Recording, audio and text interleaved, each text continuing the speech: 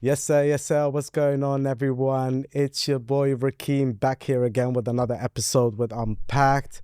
And today I have another special guest here in the building, my peoples.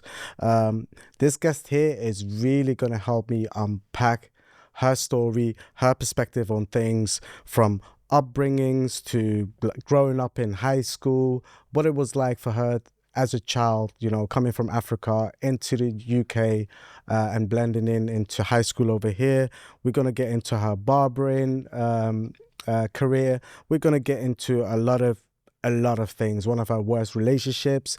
And yeah, man, I don't even want to spoil anything more. But other than that, let's give it up for Akua, my peoples. You meant to clap. You meant to Okay, clap. I don't want to clap too hard, you see. I've always had this challenging moments of saying your name actually right, but I think I got it now. You know what? I give you like 10 out of 10. Really? Yeah, why not? Okay. That's actually good, my people. Yeah, 10 out of 10. Yeah, I give you a 10 out of 10. I mean, people call me by like, the colour of I it's get actually Akua. But you know what? Akua. Yeah. It's all good. Yeah. I know it's me it's trying to talk Yeah. I got the free pass. about. Why not? Yeah. First of all, before we get into anything, I really want to thank you for coming out on this episode and taking time out to share your story. I know you're not here long in the UK. You've been doing a lot of business trips, working hard, because we've, of course, been in contact before the episode and been, staying in touch. So considering the schedule you have and actually taking your time out to do this episode, I really respect you for that. I commend you and thank you so much for taking time out. That's what I wanted to say. Good. Yeah, yeah. And moving on. First of all, how are you? How was your day? Absolutely fabulous, Yeah. I always say every day is a good day. Yeah. If it's bad, do you know what? Just forget about it. That's the way forward. That's the way I see it. But what about you? How have you been? I've been good. Oh, I've been good all to right. hear. We're always trying to make a good day out of every day. So, but I've been good. Yeah. But yeah, good, my peoples. I've been good. Good. That's what we want to hear. Goodies. So usually before we get into the nitty gritty, we got a lot of things to unpack. But I want to talk to you about your upbringing. Correct me if I'm wrong. Was you born in Ghana or was you born over here in the UK? So I was actually born in Ghana, Right. in a town called Obuasi. Yeah. And for those people that don't know, it's in the Ashanti region of Ghana. Yes, I was born there. Not many people believe that, which is I can understand with my accent and look. But yeah, I was born in Ghana. Okay, Yeah. cool. And you were there up until the age of like 8 or 9 years old? Yeah. Yeah. And then you came to the UK. Yeah. Cool. Did you come with both of your parents? Yeah, so my dad actually came to Ghana for work, met my mom, got creative, made, us. Yeah. And we all moved to the UK together. So Okay, cool. So did your dad actually did you say he came to Ghana? Sorry, I think. Yeah, he and then actually came to Ghana for work. got you. And then he worked overseas. Yeah, so oh, cool. found a lucky woman. Yeah. I got it. Yeah. You found a lucky woman. Yeah. You hit two birds with one stone on a business trip and met the woman of his Of course, you know what? He there. When you came to the UK, you started school over here. Yeah. You felt quite, I wouldn't say, correct me if I'm wrong, uncomfortable when you started school over here. You felt like you wasn't really blending in because you weren't used to certain situations. For example, back then in Ghana, of course, you were only used to seeing black people. Would that be fair to say? Yeah. And then you came to the UK and then that all changed. So what was that environment for you like? I remember you said, it was quite new for you seeing other, you know, race and etc. So yeah, talk to me about that. You know,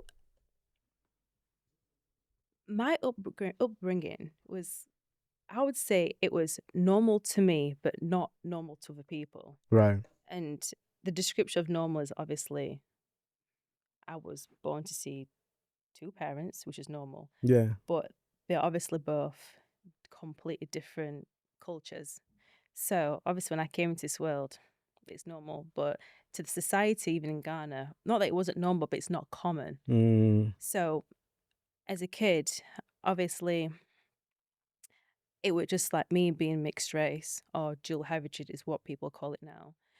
Um, I didn't really see race as a thing because obviously my dad is European, my mum is Ghanaian. But obviously to people they'll see me as a bit different. But then, you know, obviously I grew up with the black people, obviously.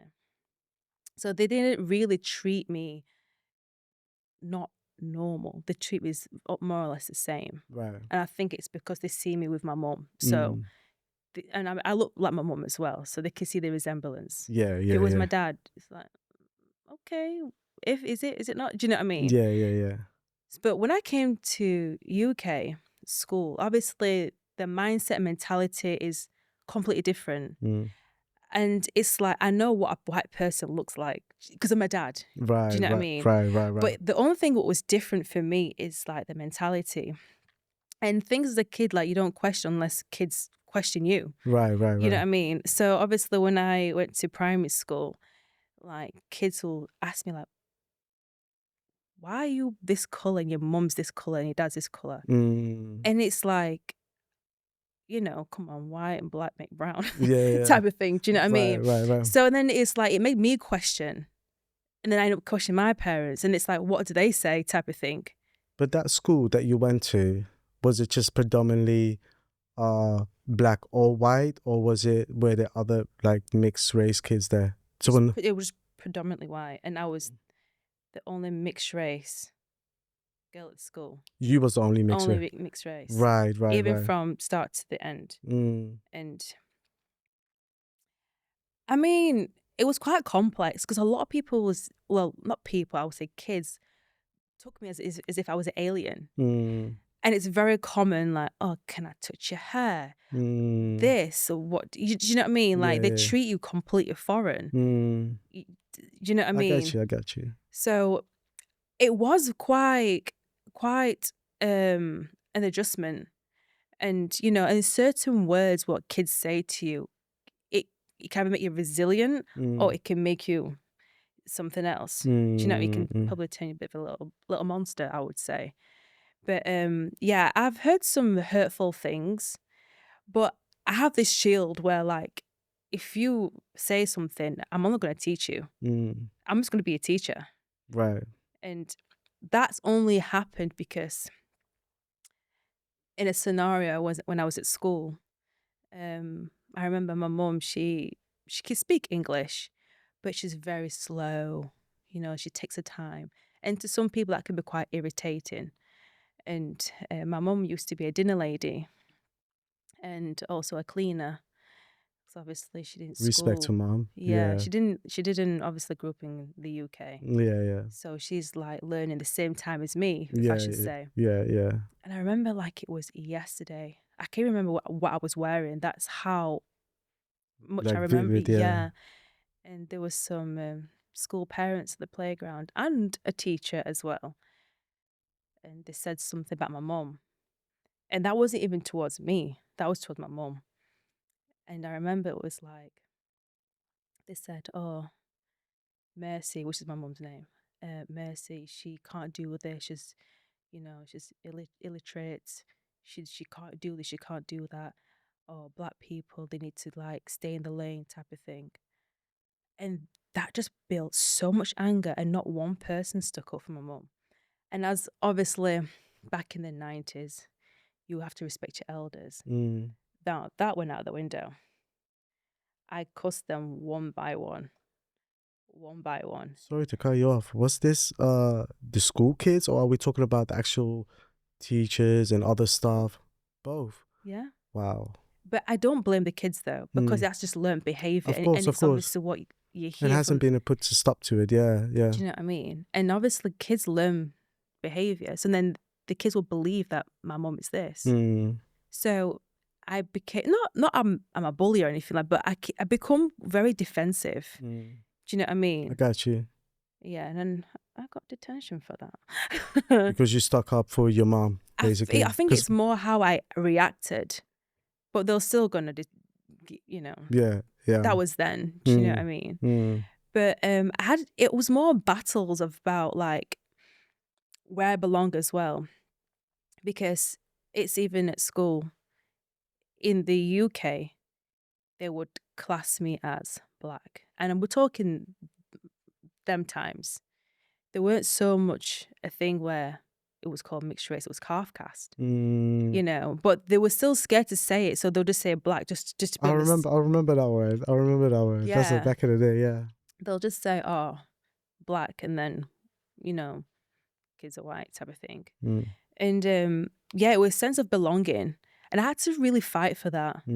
But then again, I take it as a lesson, and it's taught me to think outside the box. And it's only taken me, I think, when I reached secondary school, that's when I started to say to people like, you don't call me this, I am this. Because at school they were very categorizing and push you into a box, which I don't like, to be honest. I feel you. No, I first of all, like, I'm really sorry, like, that you went through that at a very young age, especially like with your mom, because that's by human nature. You're gonna protect your mom. You don't care about the consequences for nothing, So of course, growing up, you're not gonna care, and you were that innocent young girl. Like, that's the kind of energy that I was getting, and hearing someone just coming towards your mom, like not towards her, but saying these things, and it's a natural reaction. It's not even like whether it's right or wrong. Like, that's out of the like, that's out. Do you get it? So, and did mom still work in that school? Like, did she continue working? I have to respect your mom. Listen, I have to really respect your mom, because what it is, we come from a generation where our parents bring us here, especially from Africa, to get up to make sure that we have a better life. Do you know what I mean? So they don't, and more times they're not even, I'm trying to use the right words, they don't have the qualifications or anything to have more of a little upper class job. So the fact that, most of our parents do whatever it takes to still put food on the table and etc., that I have so much respect for that. But I even have more respect the fact that she like didn't like give up on her job or on her, she probably might have put her feelings to the side, because she knew, like, if I leave this job, I won't have, Akua to give her anything or provide for her. So she's linked again. You said you're thinking outside the box. Your mom was thinking outside the box. So I really commend you, mom, for that, and I respect her for that. And shout out Momsy, when she's watching this. You know what I mean? Big respect, mom. I really respect that. And you also was talking about when people normally, you growing up, are not used to. More like saying to you, you're black or you're white. They never referred you as like a mixed race, and more times I know, like, I've heard this before, because more times, especially people that are mixed race, they force this narrative where it's like, no, you're black. Do you know what I mean? Even though you're mixed race, but you're still black or whatever. And normally here in the UK, you're like predominantly, like you said before, the dad is black and the mom is white, But in your situation, and some others as well, it's the other way around, where the mom is black and the dad is white. So can you elaborate on that a bit more? Like, some of the things that you, like, how you've experienced this, like what's been said to you and how you've dealt with that? Well, I mean, like I said, it's my norm. Do you know what I mean? it is my norm, and it's like, well, I can only say with my experience, it's like, I always say to people, it's so irrelevant whether your mum is white or black or whatever. Do you get what I'm saying to you? You're still mixed It's race. just parents. It's just color. It's like, get a grip. You need to be more worried about the character than the skin. Actually, do you know what I'm saying? If trust I me. was red, then what? Are you going to cast me pink or orange? Yeah. Do you know what I mean? What? Yeah. It's like, okay, but with that, it's like, the only thing I would say to people is just like, just check the character and not the skin tone. And I get that. I get it. But at the same time, I always say to people, like, wouldn't you just rather ask me what I am and what I would prefer to be preferred as than you saying what I am? Or assuming. Or assume. Yeah, 100%. Because it's like, the world is so mixed. Yeah. So I always say to people, like, I'm mixed. But with that being said, you know, it depends on what country you're from as well. Because in Ghana, a Brunei means foreign, right, or white. Do you know what I mean? You could be a black person and they'll call you Brunei. Like, you'll be classed as Brunei. Got you. Do you know what I mean? Because you're foreign. Does that make sense? Right. But in my case, obviously, my dad's foreign. That makes me foreign too. But then obviously, here it's the class you as black. Yeah. But then you know what? One thing that irritates me so much is like people say to you like, do you see yourself as black or white? And I'm just like, okay, skin tone, let's be honest. I'm mixed, right? But in terms of like, who do I prefer? It's like, that's like someone telling me, like, asking me, I should say, do you choose your mum or your dad? Yeah. That is very, very like a question that you need to think about when you ask somebody. Yeah. Do you know what I mean? And I'm just like, I love both. Yeah. I mean, I'm not going to pick one or the other. Yeah, right. But I do get, if you know me, people see me as more Ghanaian because I stay in Ghana more than I stay here. Do you know what I mean? But nevertheless, I'm just a queer. That's it. I'm just a girlie. Yeah. Do you know She's what I just mean? a girl, man. I'm just a girl. That's all it is. Women. Yes, Yeah. you know what I mean? Like, come on. Yeah. We took it, yeah, man. We're gonna fast forward a little bit. I know in terms of like you went through high school, everything was okay in high school. There was no issues that you faced in high school. Everything was smooth. Fully enough, I didn't really have issues. I felt like my personality. No, actually, let me rephrase that. Let me go back a little bit. They've attempted, but they completely failed. Now, and I think it's because of my boundaries that I've put in place. Do you know what I mean? And it's like, I had a few female ladies that, you know, that try to push me basically and say like, I have to be careful what I say, but they'll call you certain names that you're not. Does that make sense? And describe a country that you're from, but you're not from there. I think people understand where I'm coming from with this. Yeah.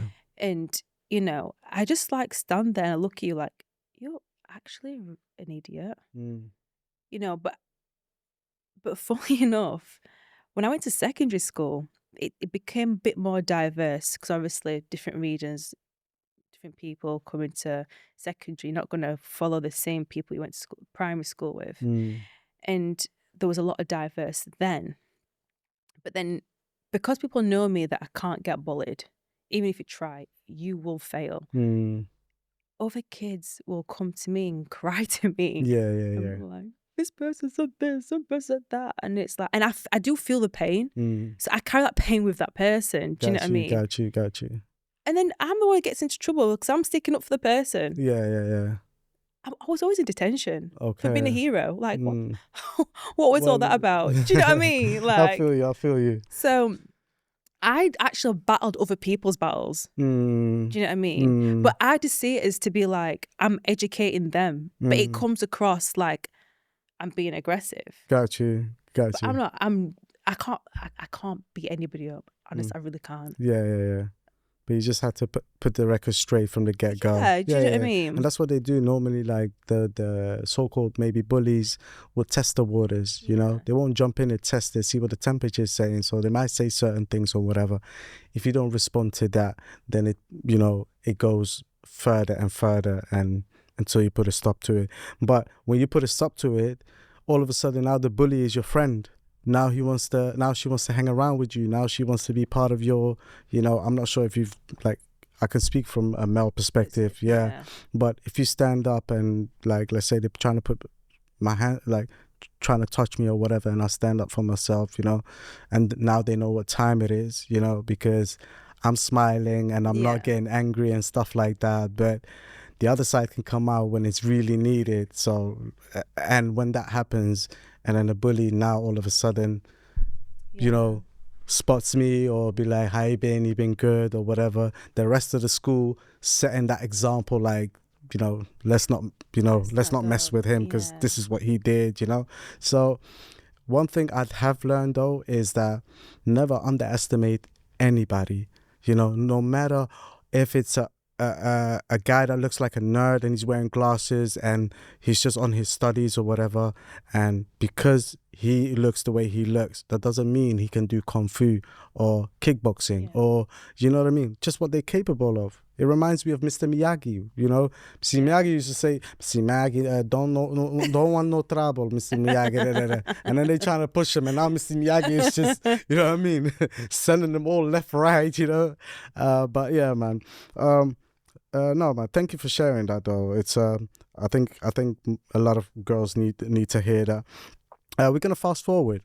You know, you're probably the first female barber that I've personally met. I've seen some of your clips as well, like you doing barbering and stuff like that, or cutting hair. And it's not something that I've normally seen. I don't know about other guys, but I've never come across that. Like, so the closest probably that I got to was back in the day when I was little or whatever. Sometimes my mom would give me like a haircut or whatever, but of course it's not the same as, you know, where you have that profession. Like, she knew enough to be like, "All right, mom, like, yeah, you could give me the haircut," you know. But talk to me about that, because I think it's very different for when a female is like doing hairdressing and stuff like that for male, or they're doing plaits or whatever. It's different in terms of like as opposed to barbering. Sorry, I'm not even sure if I'm making sense right now. When normally have guys that do dressing thing for female, so they do their hair, whatever, you know. So, but with a female barber, like, of course you're gonna get a lot of clients that are male, you know. I think so. Talk to me about the pros and the cons. And I know you've told me that. First of all, how long have you been doing that for? And then you can maybe get into what the actual pros and cons were by being a female barber. So I've been barbering, I'm gonna say like good solid 14 years. 14 years. Wow, that's amazing. Yeah, 14 wow years. Right. So and you've stopped doing that. Yeah, and I think it was for a particular reason why you stopped as well, if I'm right. Yeah. And was this more to do with the cons that we've already spoken about? Yeah, 100%. Okay. You did explain that you've had clients that had either girlfriends or wives and stuff like that, and that will put you into a certain predicament with these wives and girlfriends. Talk to me a little bit more about that. Oh boy. boy. Now we're gonna get out of the shell, man. Let's open up. Akua, let's open up. Oh boy. You men have got to be really honest. No, actually, not some of you men have got to be honest. Can you just put the mic a little bit closer to yourself, just a tiny bit? Like this. Yeah, that's fine. Yeah. Some of you guys have to be very honest. Let me start with the girlfriends and the wives.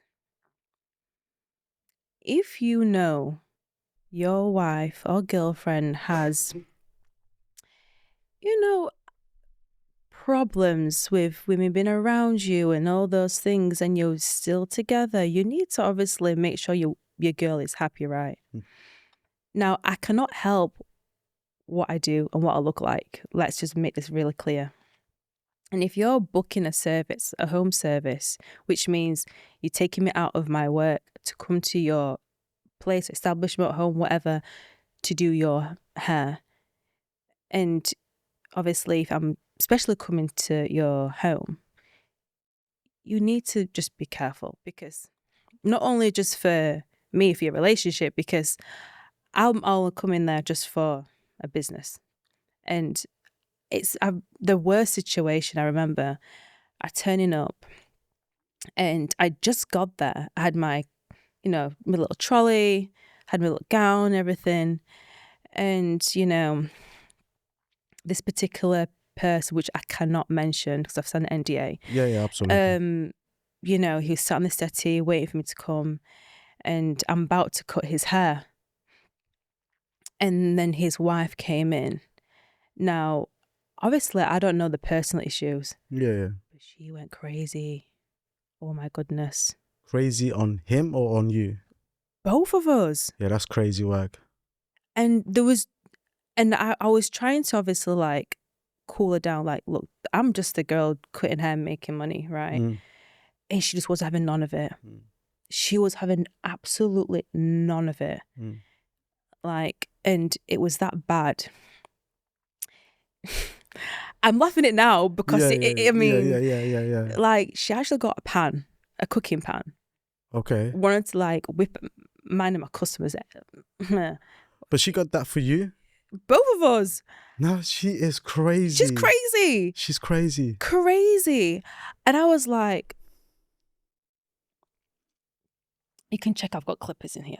But sis, believe me. You know what I mean?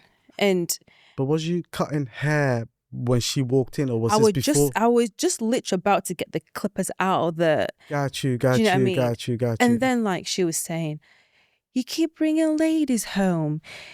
You keep doing this, you keep doing that. How more can I take of this and this and that? And you know what? I'm the type of person, I've always got evidence. I said, look, you can sit here, watch me cut his hair from start to finish. I won't even have a conversation. As long as I'm getting paid to do what I'm supposed to do, that's good. I just want to be in and out. And I actually had to calm her down, talk to her. I said, look, I even gave her my phone, look at social media. I shouldn't have done this, but this is from my own back. I even gave her my phone, the conversations me and him had. Do you know what I mean? Because I have to think about her as well. Does that make sense? Because they've got issues in their relationship. Now, if I had not been calm and I could have reacted, oh boy. You could have gone left. It could have gone completely left, another left. Yeah, do you know what I mean? Yeah. And then, but that got resolved. And funnily enough, we're actually really good friends. To this day, we're actually really good friends. Do you know she actually, till now, although I don't do hair anymore, she does, when I come back to the UK, she hollers at you. She's like, please come and do my kids' hair. I'm like, wow. You know how this is crazy. It's crazy. Do you know? Can I intervene? Please do. Do you know what's so crazy? I have to give it up to you, because normally a woman would literally just pack her stuff up and leave, and she'd be like, I don't want nothing to do with this. And when I say women, I'm talking about you. Like, if any woman that is in your situation would be like, you know what, this is crazy, I'm out. You know what I mean? F this money, I don't even want to get paid for this. And mind you, you didn't even start cutting the hair like you were about to. But yet you accommodated your time, traveling and all of this. So you wasted your time. But still, you said, I'm going to go. I'm not dealing with this. You could have done that. But the fact that you actually tried to calm the situation down and say, hey, look, and you showed her the page and everything like that, I don't think she would have believed it had you not done that part. And one more thing I wanted to say as well. Like I've explained, you're the first female barber that I met. Yeah. And you're telling me these brothers, I mean, come on, brothers. out of every barber you have to get, yeah, and no disrespect to you, Yeah. but what I'm saying is, if you're with a woman, and it's one thing going to a barber where a female cuts your hair or whatever, but to get a female to come to your house knowing that your woman is actually not happy about that or whatever, what are you doing? Do you know? What are you doing? I feel like there was a motive behind this, do you know, because if there was personal issues between them or whatever, and him bringing you over there was alternative like motive. That's why I honestly believe, trust me, because barbers are around. There's mobile barbers around, like that move around and that are male and do exceptionally well. Like their work is crazy, you know. So to choose a woman and tell her to come down, on top of that knowing that you have issues with your women, and then on top of that you tell her to come to the house, I think, like, do you know what, like, first of all, I've never understood women that will always have a go at the other person. So let me give you an example. You didn't know about this, but she starts shouting at you like you was part of this whole operation. Yeah. Like, what did I do? Like, you know what I mean? He told me to come here. Like, what's up? Like, so I never really understood that. But sorry, yeah, go on, carry on. Yeah, and you know, it's crazy, you know, like, it's so crazy. I mean, they're one of the cons, and I would say another con I did experience is like, it's safety. Right, coming to someone's house. You know what? This is going to sound really crazy, but No, I was more safe in someone's house, this is my experience, than actually in a barbershop. Really? Absolutely. Why is that? I thought it would have been vice versa. I thought the same too. Yeah. I honestly, that's what I thought the same too. What made you believe that now?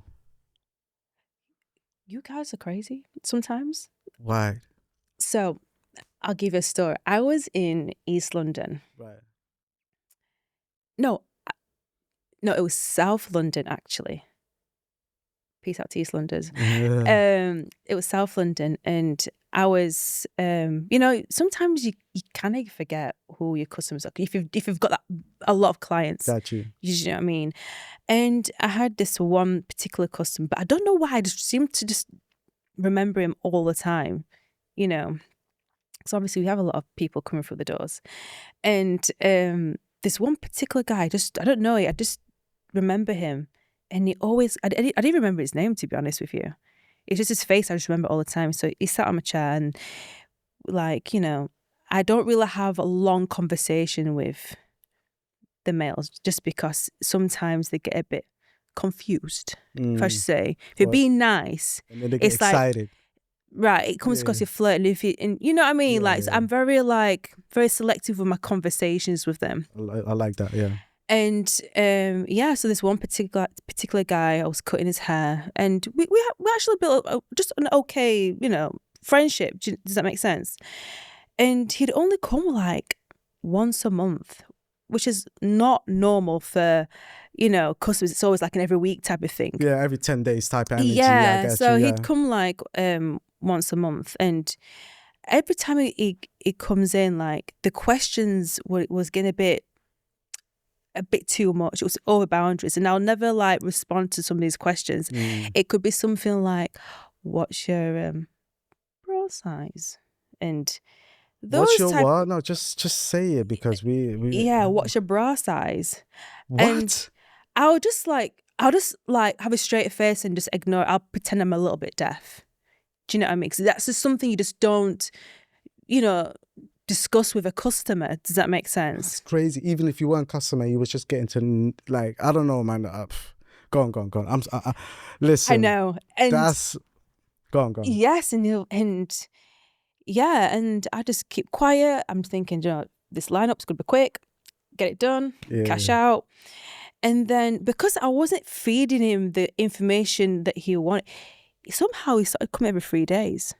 And I was like, you don't really need to come every 3 days for a haircut. You're gonna, you know, recede. Do you know what I mean? Yeah. And it went from 3 days to 2 days, and they would come in every single day. Every single day for actual haircut. Well, it was trying to come in for a haircut, but it was I for will like conversation. conversation, and yeah. There was sometimes you just have to like, in a woman's perspective, you cannot, and I swear, please, any woman that's wanting to be a barber, you've got to be very careful how you speak to them, especially in London. Do you know what I mean? I'll say London because it's like people are very sensitive. That's the way I see it. Yeah, there's ways of speaking to customers. If you don't want them to come close to you, can't show aggressive. And I was being cool, but being like assertive at the same time. And he was like coming in every day. And because I wasn't giving that attention, but something one day was telling me, do you know what, let me just give it a little bit of attention because I need to know his name, where he's staying and what he's up to. Just because the stalking was a bit too much.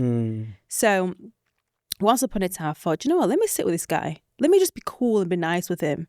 We sat down, we're having conversation. Oh, so what's your name? I'm so-and-so. What do you do? The same guy? Yeah. Right. I had to like kind of play with his game a little bit. Right. Because I hear stories on news. I don't want to be part of that. Yeah. I mean, I'm too pretty for 6 feet under. Do you know what I mean? Yeah. So now man is parked outside your barber place just waiting for you to finish on some, you know. You know what I mean? And so I was actually having a conversation with him. And I got all the information I needed. So then if anything happens, I can phone the police. Do you know what I mean? But it didn't get that far till one particular day. I finished work and he was outside the barbershop and I was getting on the bus. Then he jumped on the same bus as me. I knew it.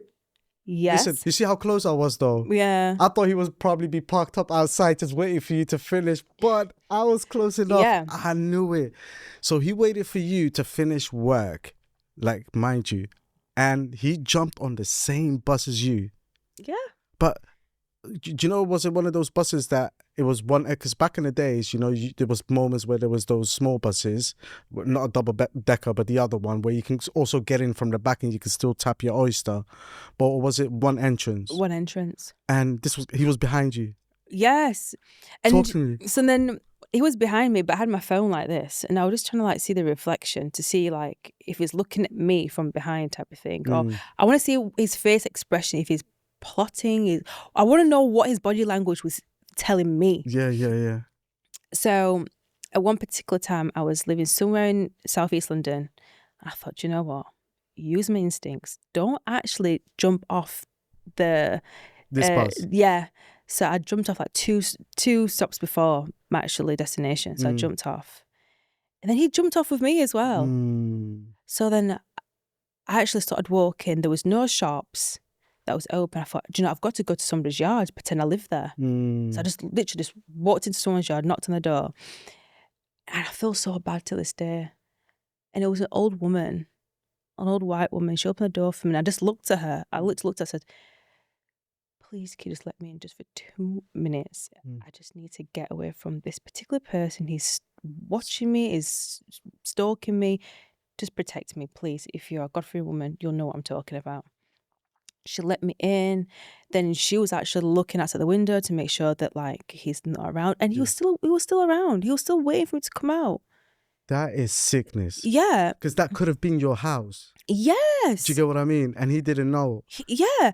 And eventually left. And then luckily that day, I have 2 separate clothes. I have one for like home service and one for work in the shop. Yeah. So I got changed and then I jumped in an Uber on my way home. This guy's crazy. The next day, he was in the shop before I even like got to the shop. Like we open at like 9 in the morning and I start at 10. He was in the shop waiting. The only customer.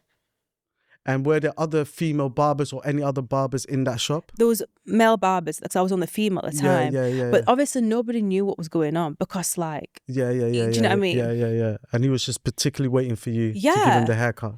So then I actually did his haircut because I wanted to know more what his intention was. Did that make sense? And then I asked him, oh, so where do you live? Where are you going after here?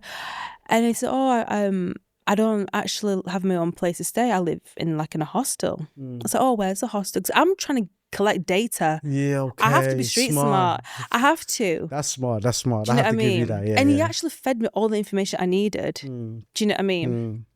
So then, you know, like I said, I'm trying to be cool. Do you know what I mean? I want him to feel like, it sounds mind games, but it's being street smart. Because if I'm a northern girl. I'm from the north of, Yeah, I'm from gotcha. Sheffield. Do you know what I mean? Okay. So obviously I have to think a bit like a Londoner. Do you know what I mean? So I thought, let me just have this conversation. And he told me what I needed to hear. Then imagine I started at 10, and obviously self-employed, you can finish anytime you want. But I finished at 11 o'clock in the evening. Don't tell me he was still there outside. He was still there. Oh So my then God. I got an Uber. From your workplace? Yeah, I got Uber.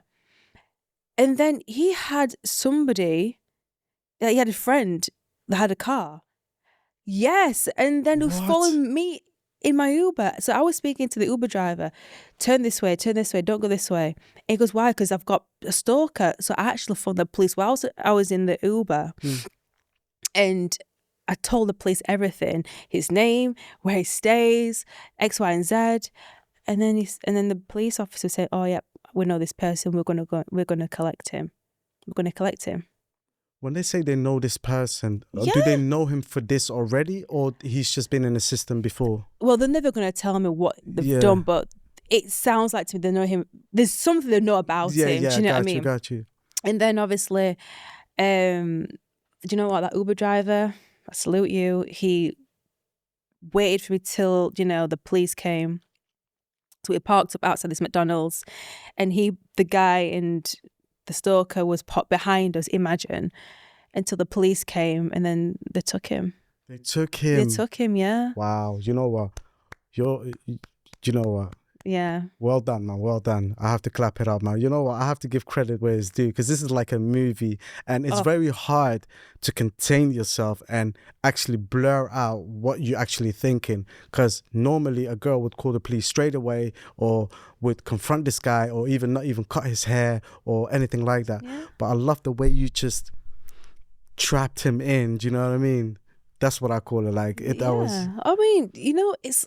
And I'm not trying to make fun out of this, because it is a serious situation and it could have gone left. And I can't imagine what you were going through, especially walking outside when you got off the bus and etc. And that's why sometimes what I do advise girls or women just in general, when they are in that situation, to stay on the bus, even for your situation, for example, stay on the bus until it terminates. Maybe speak to the bus driver, or maybe, because where you got off, imagine if that lady didn't open the door for you. I feel like God was on your side, but it was a roll of the dice. But I mean, I'm not saying you've done anything wrong. Don't get me wrong. I feel like you've handled it well. The fact that you got off 2 stops prior to your actual stop, and making sure that this guy doesn't know where you live, and etc. So that was really good. But no, psychopath. And have you seen him any time after that? You know what? I haven't.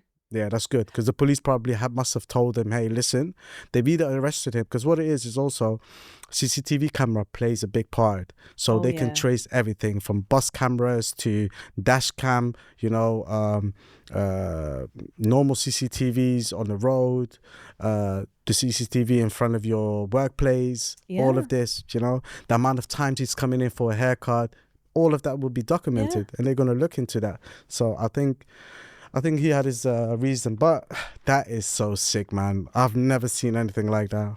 Neither have I.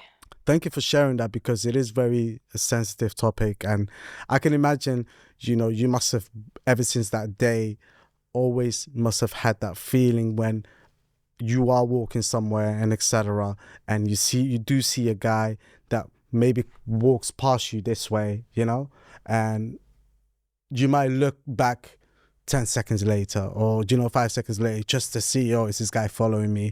And or even someone could be walking behind you, and you notice that you might cross the road just to see if this guy is still following you, and etc. So you still have that in you, in terms of, this happened to me before, and I'm not gonna. And do you know what my advice would be? I'm just saying, if you're gonna work in a male dominant, industry, you need to be really calm, patient, and just ask questions, even if you've been a victim. And it sounds so crazy, but it works. You have to just be calm and just find out more about them than they should find about you.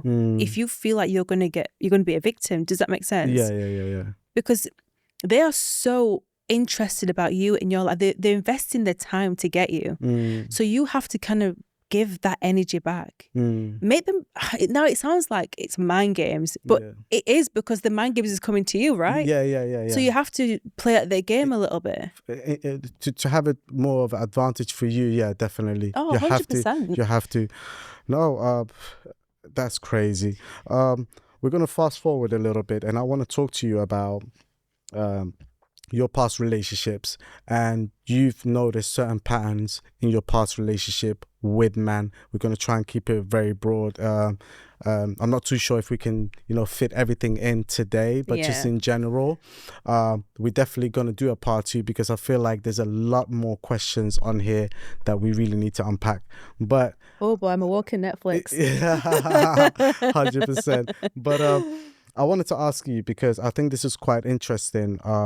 First, I want to talk to you about, because normally when women find out that the person that they're with has cheated, they are very vocal about it. And once they have proof or anything like that, they are, on a confrontational mode or whatever. But what you've told me, like, kind of, I said that is very powerful. And normally with you're silent when you find things out. You don't speak, you don't say nothing whatsoever. So first of all, talk to me about that a little bit, and then I want to get into how this cheating came about. And I think that's going to be a very interesting story to unpack as well. So why, as a woman, for you, do you think, I stay silent, I don't say a word, and etc.? Break that down for me. You know what? I'm a type of person where when you get into a relationship, there's always going to be things you don't like and there's things you do like. But I'm a type of person, I like to focus what I don't like about it and how I'm going to deal with it. And that's actually one of the most important things, in my opinion, in a relationship. Because all the nice things, you're okay with it, but you need to kind of invest what you don't like about this person, like I just said.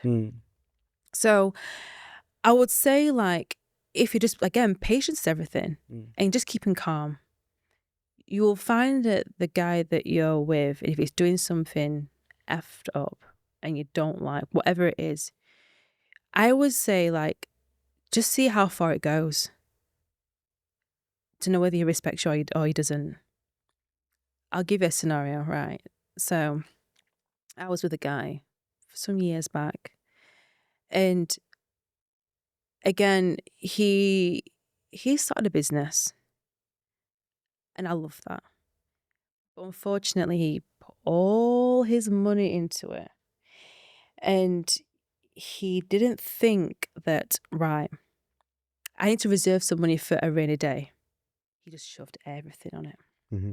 And he knows me as a person that I am not somebody to ask him for money, because he told me that he's doing this, he's going to be doing that. So money isn't going to come in to treat me nice. Does that make sense? So everyone wants to get treated right.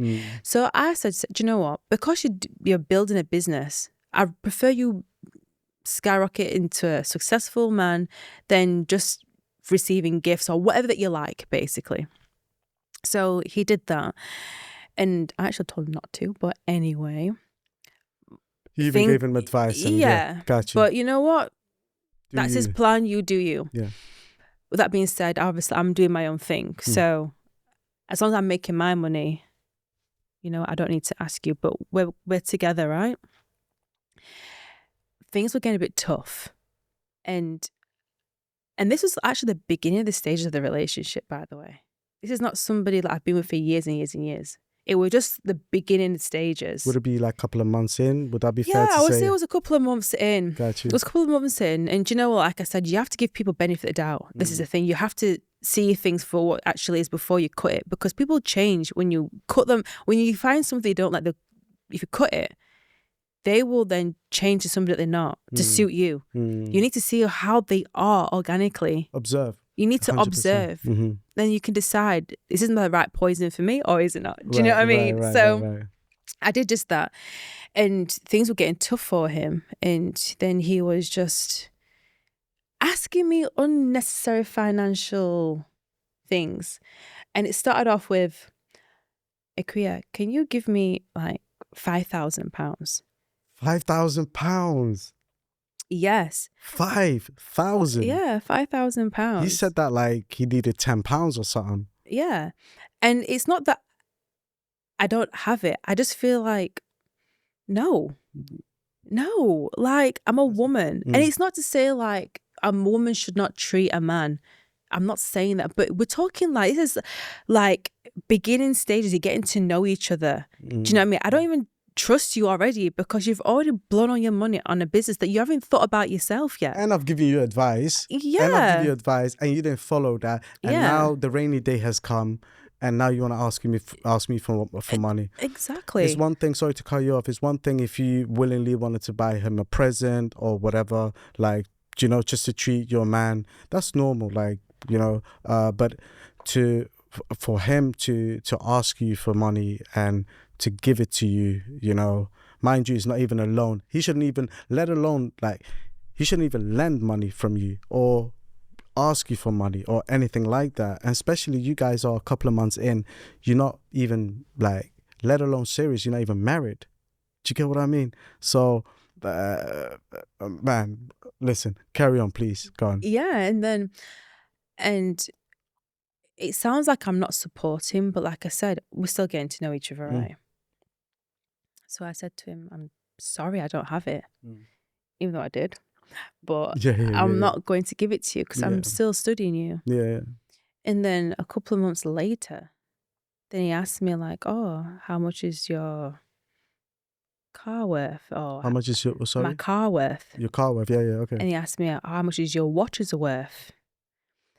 How much have you paid for these, you know, Louis Vuitton heels that you've got? I was thinking, heels? Why are you asking about my heel? Why do you even care? You're not even wearing it, so what's the problem? This is him studying your financial situation, 100%.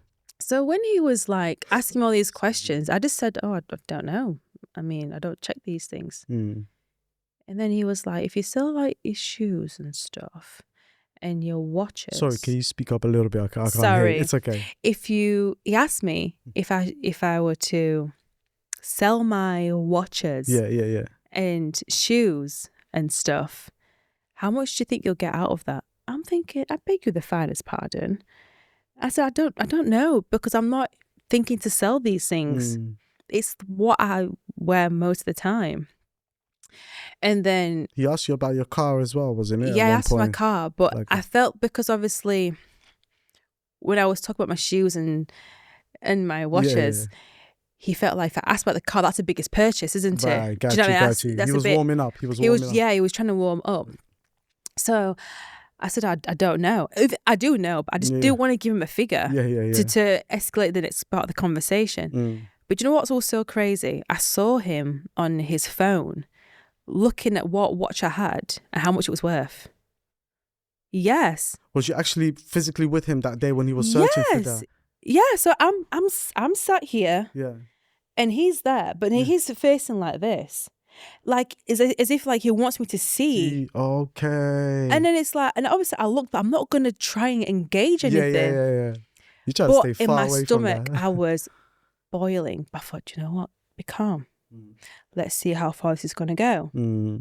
So then he was like, oh, your watches is worth this. Your shoes is worth this. Do you even wear them? I mean, there's any point keeping them? I thought, I'm sorry, guys, but you're a whole man here. That's disgusting, man. If you want me to be the masculine guy, just ask. But I'm not going to be. That is crazy. I don't even know how to respond to this, but go on. Yeah. So I just said, oh no, I use them all the time personal and I'm not getting rid of it. And then 3 months down the line, then he was like, oh, we're going to go on holiday. We're going to go to Spain. And I was like, wait, the maths is just not making sense to me. You're asking me for money. Then you're asking for, I'm calculating what you're asking me for me to give you. So then he actually went on holiday on his own. I didn't go with him because I just didn't want to feel like if I go on this holiday, he's going to ask me to pay for X, Y, and Z. Got you. Do you know what I mean? I just didn't feel safe and secure with him. But you know what? I'm still watching. Yeah. But when he was about to, go to the airport, I'd seen in his car, because obviously he had a BMW. Okay. And obviously the notifications come up on the dashboard. Okay. And I'd seen some few messages that popped up, but I couldn't read it fast enough because he obviously, took it off. Do you know what I mean? But I stayed quiet, being patient. The silly thing he did is that he left his burner phone, his work phone, I should say, in the car that I was obviously in, because he's driving himself into the airport and I'm driving the car back. Right. And he left his phone in his car. And I'm not going to lie to you, I was looking at that phone thinking, do I go on it? Do I not? Do I go on it? Do I not? I thought, you know what? If I still have this feeling and my intuition's telling me to go on it, and it sounds very... That's a different... you're qualified to do that because it's your intuition. No. You're qualified. And I honestly don't look on people's phones. I don't like it either whatsoever. I don't want to see something that's going to upset me. But my intuition... Ladies, if you have that strong intuition, follow it. Listen, follow it. Same here. Like if I have that gut feeling that something else is going on, then I have, you got to prove something to me. Do you know what I mean? I don't have to go through your phone, but do you know what I mean? I got to see something. Like I need to know what's up. But that's only if I get that feeling. But yeah, you're right. If you're getting all these red flags, I'm not even doing this, but red flags, you have. So chat to me. So you went. Yeah, so I thought, let me drive safely, and the phone's still. Let me park up first. You know what? I just literally, we went to his place. I went to his place, took the phone, I left it on the kitchen side. I was doing my thing, but my stomach was like, just go on the phone. And I thought, you know what? Let me just go on it. I didn't even know the password, but you know what's really interesting is people always stick to simple passwords. They don't have it overcomplicated. Yeah. And this was simple. Very simple. It was just so simple. And I obviously went on his phone. And boy, not only me who was asking for money, there was plenty. Women that he didn't even know. In a sense, he signed himself on a website. Right. Pretending to be somebody that he's not. It was basically frauding people and getting the numbers. So basically, he was on a website. I don't know if I'm allowed to say it, but can I say it? Say what? It's a website he went on. No. He went on a website called Tinder. Can I say Tinder? Okay, let's make sure. Yeah. He was on Tinder. Yeah. And obviously, he's been talking to women online. Even men, That's crazy. Yes. Yeah, go on Tinder, and then getting all these numbers and pretending to be somebody that he's not. And then I've just seen him trying to get into a relationship with these ladies, talking to them, and then with men as well. I was like, that is mad. And you know what? At that point, I wanted to blast him. I thought, you know what? Relax. You haven't committed anything with this guy, so why are you angry for? Got you. So I thought, you know what? I had his phone, had my phone, and I was taking pictures of me holding his phone. I purposely did it. I don't want it to be I've put the phone on the kitchen side and take a picture. He won't say it's me. I made sure that I had receipts. Yeah. Took every single conversation, every single thing. Put the phone down. I thought, okay, let me just pack my things and then go to my place. And I waited till he got home, but we still communicated. We still talked. And then, do you know what was the most craziest thing about it? And I look back at it and I thought, wow, you are so crazy, Akua. I had this information on my phone for 4 weeks. I held on to that receipts for 4 weeks. And why was that? Because I wanted to see if he's going to keep doing what he's doing. Got you. You know? And unfortunately for him, he wasn't successful getting money out of these women. I think it felt suspicious. Anyway, so I wanted to break up with him because I felt like you've disrespected me for about 6-7 months. Right. Well, tried to, I should say. Yeah. Well, did and tried as well. Do you know what I mean? Yeah. So I said, okay, I'm gonna say this to him. I texted him, said, "Hey babe, how you doing?" And he was like, "Oh yeah, I'm good, thank you." I thought, I voice noted him, said, "I've heard some few things about you, but I wanted to be clear about it if it's true or not. Are you on Tinder?" And then he was like, "No, why would I be on Tinder for? I've got you." Lied. Ticked off, yeah, tick that one off. And I said, "Well, someone has actually seen you on there."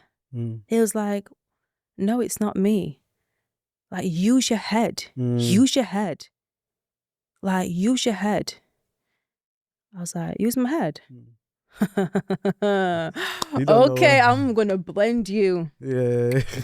And put you that sauce in my chicken. Let's put it. You know. And I'm going to eat you alive. I said, "Okay, I should use my head." I didn't even say. I just sent all those messages of me holding his phone or the receipts, and he told me to use my head. Oh, sweetheart. Here you go. The table turned. I was gonna tell you. I was. I'm like, oh, right. You was trying to gaslight me. Now, for me, the type of love language I have is like, it's not words that actually make me fall in love with you. It's the love. It's the act of love. The actions. The actions, like, and you know what? I'm a bit weird. People say that anyway, that I fall in love with your genuine actions. But you know what? Words don't actually sit well with me. I love that you said that, you know. It really doesn't. Do you know how many girls fall for words as opposed to the actual actions? Yes. Yeah, but no, you're absolutely right. So. Yeah, and you know, and I was upset the fact that he would actually lie to me. I felt like if he'd spoken to me with this situation, we could have done something about it. But you see how... I got you.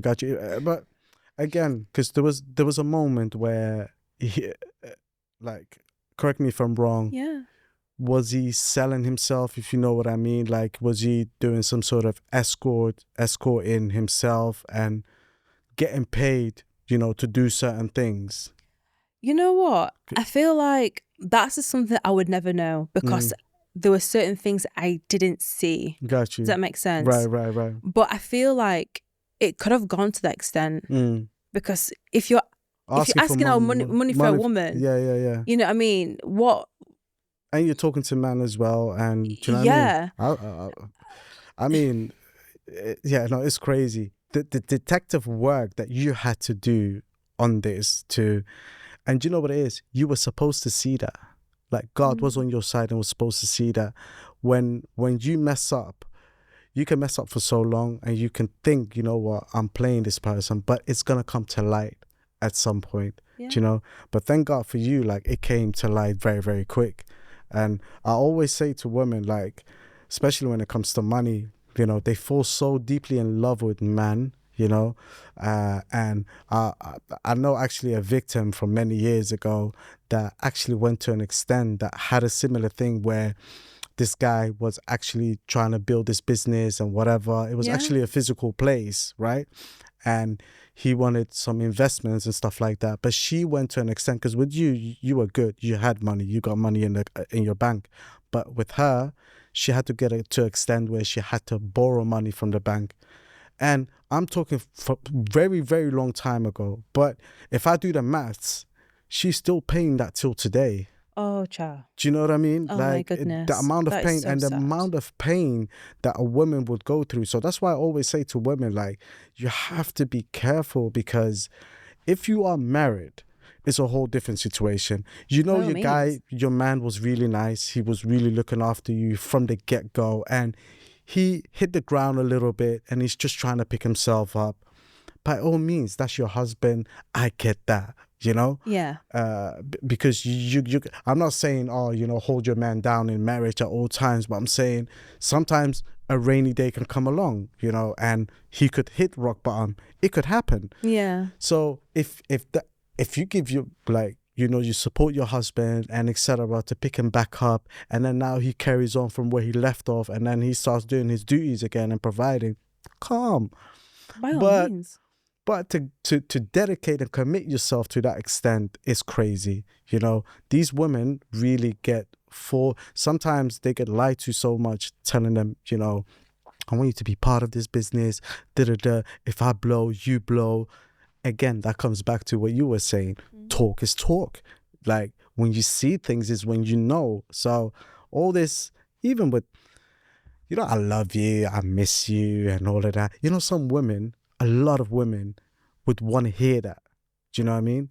But we were having this debate one time when I was on live, and I said, my actions will speak more. But like, yeah, but sometimes we want to hear that, whatever. I get that. Do you know what I mean? But my words are a lot less than my actual actions. Do you know what I mean? Like, I would rather, I don't want to be that guy, basically, in hindsight, that would say something and my actions show different, you know? So, man, that's crazy work, man. I hope people can take something from this, because, boy, like, it's absolutely mad. But also, like, you're someone that caught up with these red flags quite early, and that's another thing that women do. They tend to ignore these red flags and hoping, you know what, maybe it's not that, maybe I'm overreacting, and they blinded.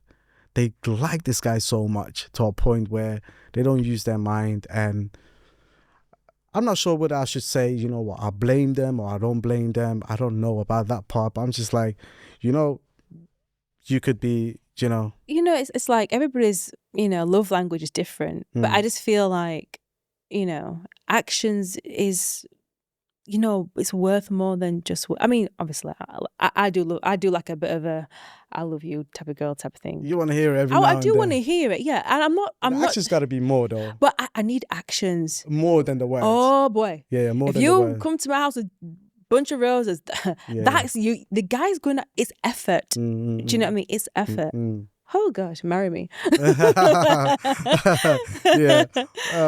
That's crazy. Like, I mean, I know exactly what you mean. Yeah. I wanted to ask you, because now we were talking about, of course, like, this guy was asking you for money and stuff like that. Let me ask you something, because we had a discussion about broke men, and if you would ever consider being with someone that is broke. But your perspective, like you said, you wouldn't date a broke guy, if I'm correct, but you've elaborated for me a bit. But can we unpack that a little bit more? When you say you don't want to date a broke guy, let's start from there. It's true. People can say whatever, but I don't date broke guys. Mm-hmm. But there's two different type of broke men. Mm-hmm.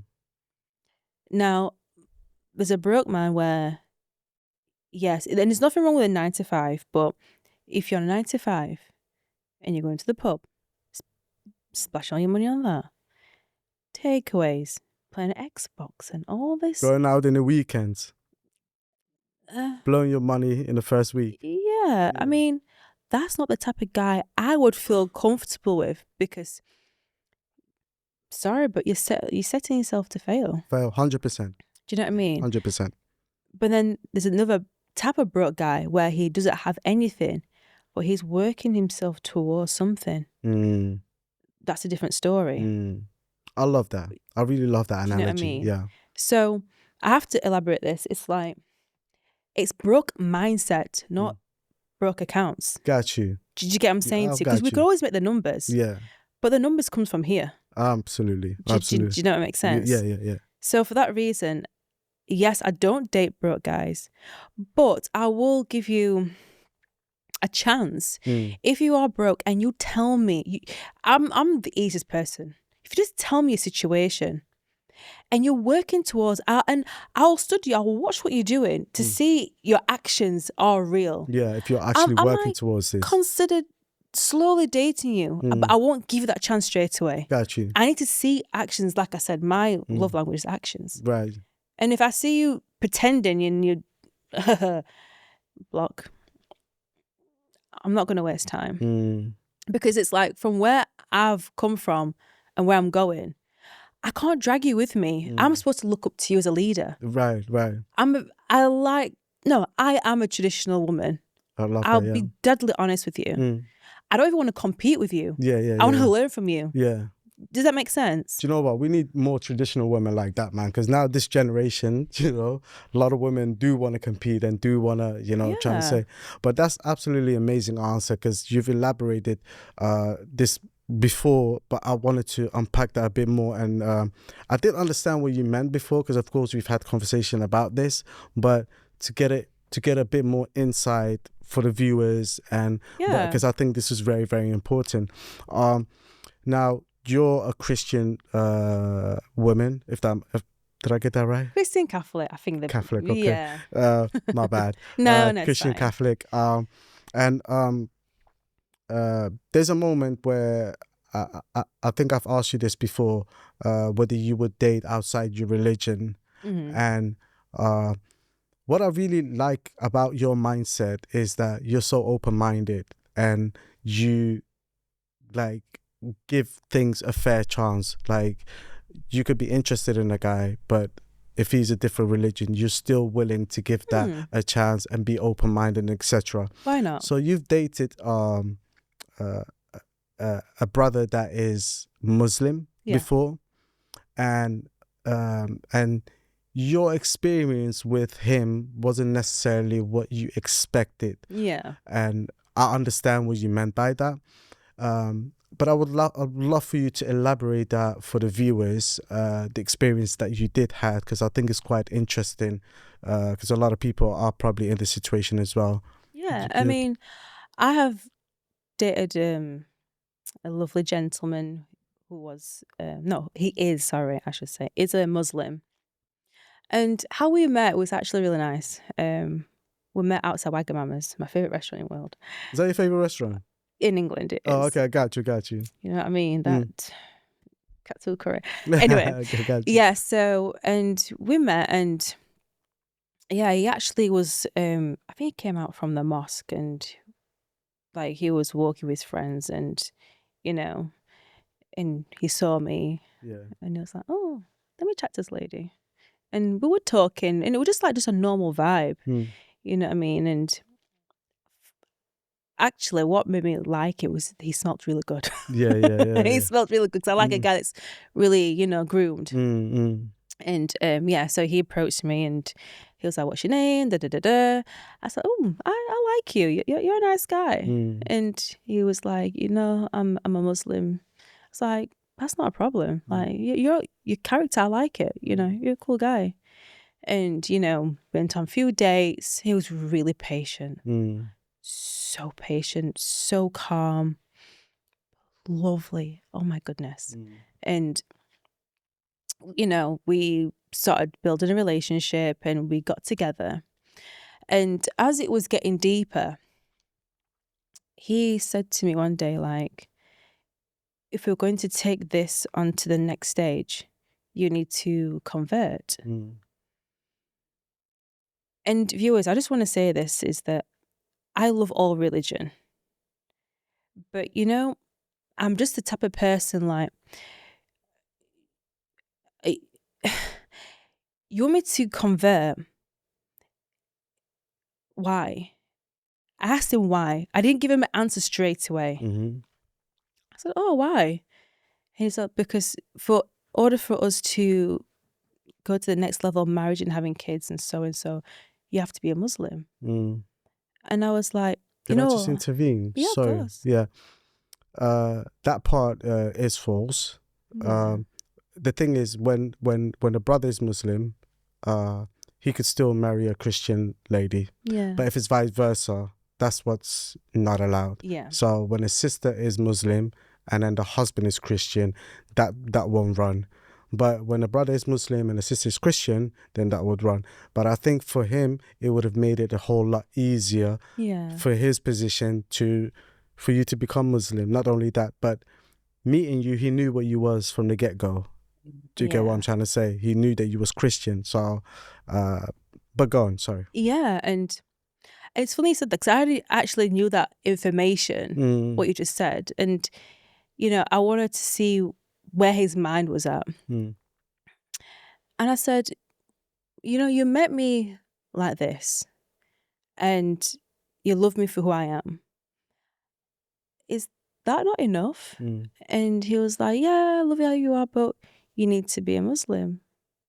And I sat him down. I said, you know what, babe? I love you for everything. Even if I love the way you pray 5 times a day. I love it. I love a God-fearing man. But I'm only going to convert, not for you. I'm converting for God. Perfect it's for my answer. own. Perfect answer. That is it. Because I didn't. You have to be intentional when you convert. Yeah. I don't convert. I've never converted, but I'm not going to convert for you. I'm converting for God. Exactly. That's the same way when brothers who are Muslim marrying another sister that's Muslim, but she's not covered or she's not praying, right? They get to know each other, whatever. But once they start getting close to the marriage, now all of a sudden he wants her to wear the scarf, or and then when they do get married, for example, now he wants her to start praying and etc. But there's a lot of sisters that start doing that once the husband tells them that, and once they do get divorced, they go back to their old ways. The scarf will come off. There's no more praying. There's no more. Do you get what I'm trying to say? Yeah. So I think brothers need to be very careful trying to actually change a woman for who they are. But I think there's something that you said to me that was very, very powerful that I actually remember. And you said you almost felt like you wasn't going to get married to him, but it was more like getting married to his. I'm trying to find the right words. Get married to his religion or something like that. Yeah. Was it? Can you rephrase that? Yeah. So basically, I mean, I understand this culture and religion, and people, if I'm honest, need to kind of like, it's totally different. Right. Do you know what I mean? And he was more under pressure because his family was like, oh, she needs to be a Muslim so we can fully accept her, right? And it was more of he was more under pressure from his family. So, like how me and you are sat right now, we had a conversation about it. Because one thing about me, I like to have a conversation, and my volume doesn't go any higher than this. Do you know what I mean? I like to hear what you've got to say. Yeah. I'm a big advocate for that. Yeah, do you know what I mean? So, with that being said, I said to him, like, look, you have to go with your heart, not what anyone says to you. 100%. Because my family will accept you whether X, Y, Z because of me, right? It's my choice. You have to make a decision. But one thing I will tell you is that I'm not going to marry you because you want me to be. I have to do it if I want to. I have to, I have to do it if I want to. I'm only gonna convert for God. It's not for you and your family. And that's how I've always been brought up. So unfortunately, that was the reason we broke up. You know what I mean? Because like I said, I don't want to do something and later I'll blame you for making me do so I didn't want to do. Got you. It has to be a genuine thing. 100%. Do you know what I mean? Yeah. It has to be genuine. 100%. So obviously, and I don't want to even offend your family. Because obviously, from where I come from, we wear whatever we want. Modesty, I would say, modesty to a certain degree or whatever. You know what I mean? So, yeah. And I just didn't want to do something that's not the Muslim way if I were to convert, because that shows a bit of disrespect. Right. And I don't have much education about, you know, the Quran and Muslim and all those things. Does that make sense? I don't want to disgrace your family. And that's the reason why I didn't marry him. No, it makes sense. Yeah. And thank you for sharing that, because it's a very important topic, that one there. And also a lot of brothers make decisions based upon, it's not just about the religion, but just in general. They make decisions based upon what their family thinks, or what their parents think, or what they, you know, I'll be honest, like, decisions I make are decisions for me. Do you know what I mean? And if I'm going to get married, right, I'm doing something that's a blessing anyways to start off with. You know, I'm not here sleeping with XYZ or whatever. Like, I want to do things, you know, the right way. Do you get it? Yeah. So,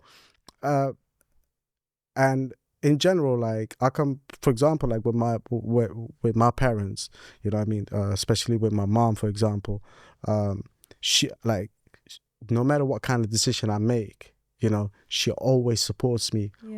With my mom, she has this mentality of, like, you need to see this for yourself type of thing. But of course, she's always been advising me growing up, and you know, I still sometimes, if I'm not too sure about something, she'll advise me. You know, but she'll always be like, the decision is entirely up to you. You know, it always boils down to and even when I take advice, I always know, like, I'm not gonna go with that advice. I'm just seeing, you know, what do you think about this? Because I'm a bit stuck that, is it? But I still make my own decision. You know, it's not because mom said this or dad said this, or, you know, especially when you're grown, man, like, you don't need to, I mean, come on, man, I'm sharing a house with my missus. It's not my family that's going to share the house with me. Do you know what I mean? So it becomes, you know, and I think it's a bit of a red flag, you know, when parents, families say, we're not going to accept this person for such and such or whatever. Mind you, in like where I'm from, Somalia, there's a lot of parents, they might not accept a certain guy into the family or a certain girl into the family. For, you know, they're Muslim, right? But they won't accept them because they are such and such tribe. It goes deeper than already what it is. Do you get what I mean? And a lot of parents have stopped like their son or their daughter from marrying based upon just such a silly thing. Silly thing like that. And we have not bought tribes. Same way, like, you're from Ghana, you didn't choose to be from Ghana. Do you know what I mean? You just happen to be from Ghana, and you gotta represent Ghana. You know, respectfully. 100%. Likewise with me, I'm from Somalia. I didn't choose it, but that's what I gotta rep. You know what I mean? So, man, it's absolutely crazy work. But I think you made a wise decision for yourself, because, you know, and again, when you have a husband that is Muslim, the kids gotta be raised in a Muslim. in a Muslim. Are you aware of that? Yeah, fully aware of that. Yeah. And how do you feel about that, just in general? You know what? It's like, I always say this. If you met someone that was Muslim, I mean, why not? You know what I mean? If you love this person and you have the child with this person, why not? I mean, I always say this. It's like, even, it's like, we could talk about religion, but it's like culture as well. You have to learn from each other. And got you. Do you know what I mean? Yeah. And I feel like, why not? I got you. Yeah. I very feel like, open-minded, man. Very open-minded. I feel like, you know, you need to set up a course for some of these ladies, man. You know what I mean? A little module, you know. I mean, I'm just a girl with plenty of experience, I'm you know. cheeky, but you know, you need to give out some more advice for some of these ladies, man. But yeah, we're gonna wrap it up with this, and then we'll shoot off. Yeah, sure. Just a general question. So, what gives you the ick about guys, just in general, like that completely puts you off? Oh boy. I don't like smelling. I don't want. What's that word now? I saw it. My mum mentioned it to me the other day. Bad breath argument. Ooh, I don't want. You see, I like just everybody, but especially if you're a guy and you've got bad breath. Yeah. I can't kiss you. Yeah. Through the roof. My eye will start tearing. And if you ask me why am I crying, what am I going to say from there? Do you know what I mean? Like, and I'm very brutal honest. Do you know what I mean? So I don't don't ask me that question. If I'm like, yeah. you know, you're twinking, yeah. like, would you tell him? Do you know what? At this age I'm at, no, I wouldn't. Why am I telling a grown ass man to go and brush your teeth? I'm not doing that anymore. If you know you're going to meet a lady that you like, you need to like groom up. Just like, look, it's respect. Like, for example, I've come here to see you. Imagine if I'm talking to you with bad breath. You could be like, You're gonna be like, now I'm talking like this. So what was your right? day like? Like, I don't, you know what I mean? I Can you want you talk to about your like me. upbringing? I want my man to like me. Yeah. You know what I mean? I feel you. So if you've got bad breath, boy. And there was one more as well. Go on. Give me one more. And then we'll wrap it up. Oh my goodness.